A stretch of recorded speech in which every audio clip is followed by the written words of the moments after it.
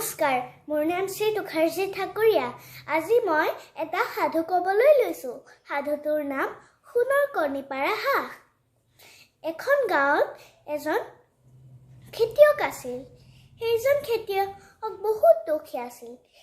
সেইজন খেতিয়কে এদিনাখন এটা হাঁহ কিনিলে। সেইজন খেতিয়কে হাঁহজনীক বহুত মৰম কৰে। এদিনাখন খেতিয়কজনীয়ে হাঁহটোৰ কণীটো চাবলৈ গ'ল।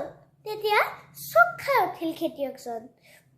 খেতিয়কজনে দেখিলে তাই যদি সোণৰ কণী পাৰিছে।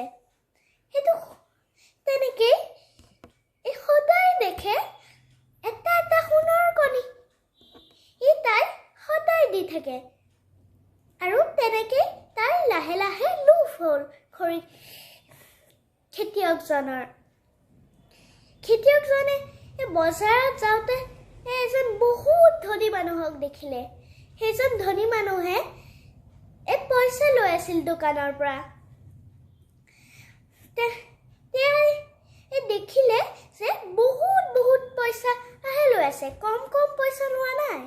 তেতিয়া খেতিয়কজনে ভাবিলে, যদি মই একবাৰতে যদি মই এটা এটাকে সোণৰ কণী পাই থকাৰ বাহিৰে গোটেইবিলাক কণী এদিনতে পাই যাওঁ, তেতিয়াহ'লে মই বহুত ধনী হৈ যাম এইখন দুনিয়াত। তেনেকেই ৰাতি হৈ পৰিল আৰু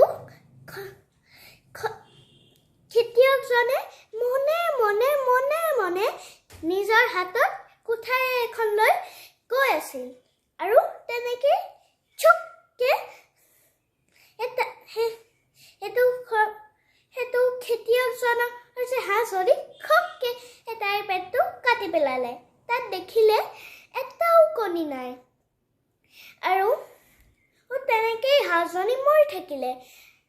আৰু তাৰ লগতে এই খেতিয়কজন আকৌ বহুত দুখীয়া হৈ গ'ল।